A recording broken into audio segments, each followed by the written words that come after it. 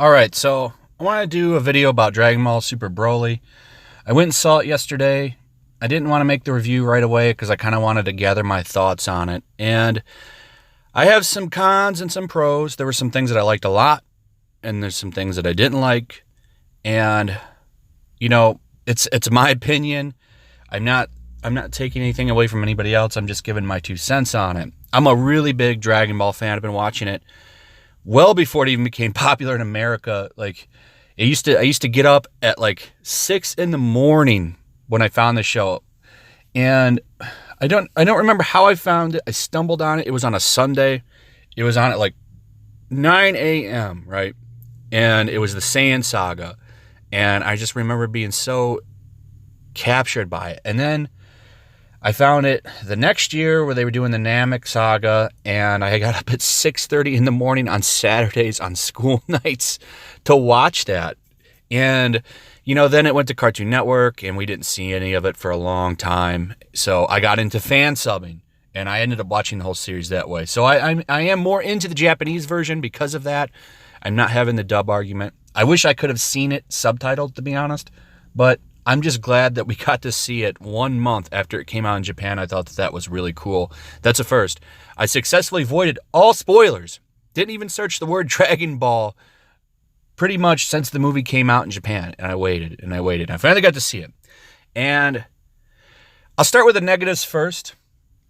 The first negative that I have is that it spent 20 minutes telling an awesome narrative of the Saiyans, or the Saiyans, or the Saiyajin, however you want to say it. I think even though Saiyan is the proper way to say it, Saiyan is easier to say. So I'm just going to say that for the video. Now, it spent 20 minutes telling an awesome narrative with Frieza and the Saiyans and Bardock, and it felt kind of rushed. I would have liked to have seen more of that. In fact, like, I think you could have cut out 15 minutes of the Broly fight and expanded on that story, and I would have been really happy. I really liked seeing young Frieza and the Saiyans interact. I thought that was really cool. It really kind of changes my perspective on Saiyans, right? Because we've always seen Saiyans as these cold-hearted, just nasty killers.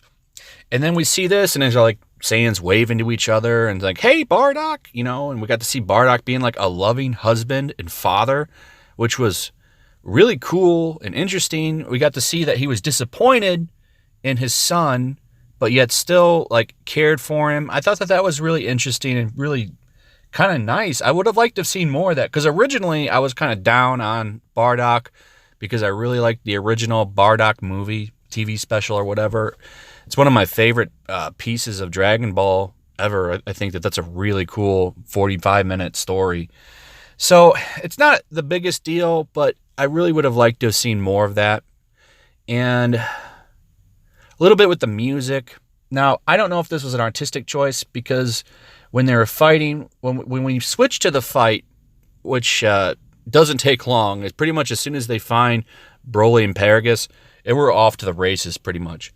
I would have liked to have seen a little bit more development in Broly. Like, he just pretty much just goes to a rage mode, and that's that. Like, we're off, and he just has no awareness. And that makes sense. A lot of people are saying this opens the door to Super Saiyan 4. I disagree, because he doesn't have a tail. But, you know, it is what it is.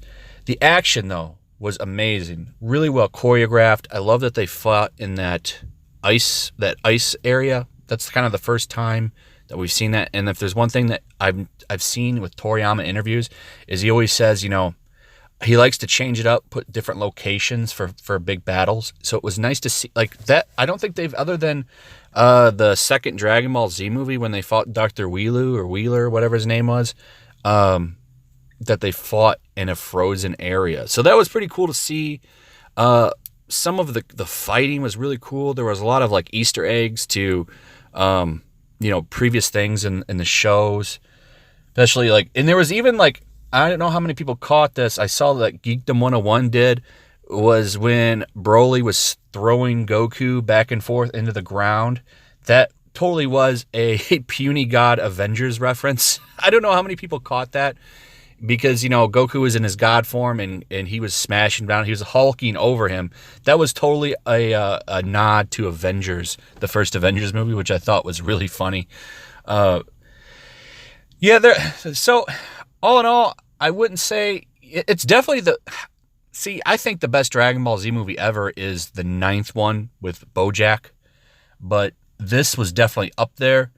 I'm interested to see if they're going to expand it and retell it in Dragon Ball Super when they bring it back, and they definitely are. And when they do, I hope they keep this animation style. The animation was amazing.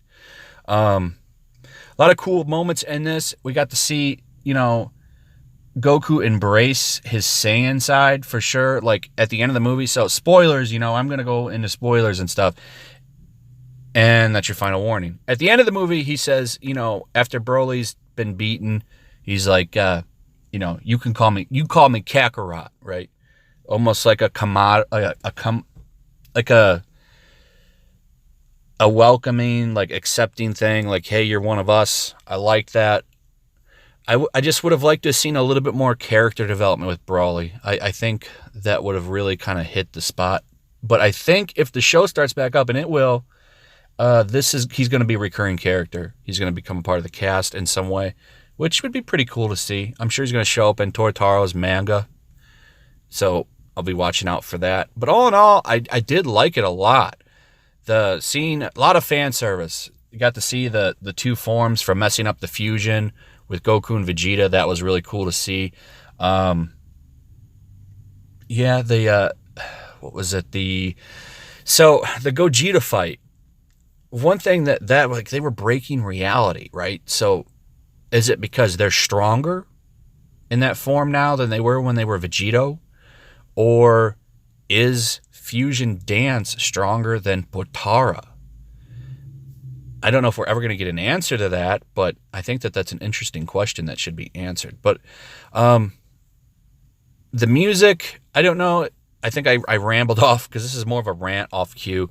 The music was kind of strange when they fought Broly because it's almost like it was a primal thing. Cause like, Saiyan power. Like, I really liked the Super soundtrack. So I kind of wish that they would have done a little bit more with the music. But all in all, it was fine. The action though, if you're in it for the action, that action was really great, really well done. I loved it. I loved how they bounced around, and seeing Goku and Vegeta fight together is always fun. Frieza though had some really great moments when he kills Paragus, and he's like, "Hey, look! Oh no, it's an accident." That got a really good reaction from the crowd. I liked that quite a bit. It's really fan service, the movie, in a lot of ways. Gogeta's canon now. Broly's canon now. And where are they going to go with it? This is not the last thing for Dragon Ball Super, for sure. This is breaking records. It made a lot of money here in America, selling out. Like, keep in mind, it was a limited release.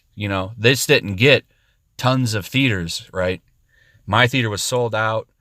From what I understand from reading the media, it was sold out everywhere. So keep in mind, it also raised a crap ton of money in Japan.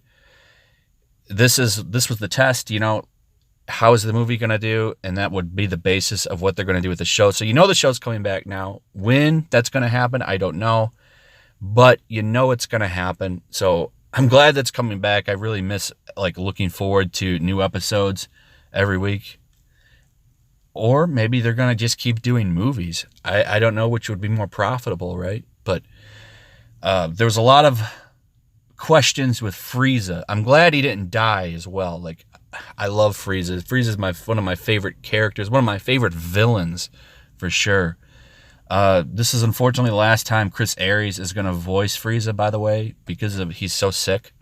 So that was also kind of sad, but it's great to see him finally get a swan song for the character that he did a great job on. I love Frieza's Japanese voice, but Chris Aries has really done a fantastic job with that character and really has captured him so much better than Linda Young ever did. So I'm sad to see him go. Damian Mills is taking over, and he's doing a fantastic job as well. So all in all, I loved the movie quite a bit. I thought it was a lot of fun. I'd give it an 8 out of 10. And let me know your thoughts in the comments on what you thought about it. How did you go see it in the theaters? Are you going to go see it? If you haven't, you should. Like and subscribe. Hit that notification bell. Check out the links in the description. And I will see all of you on the next one. Peace.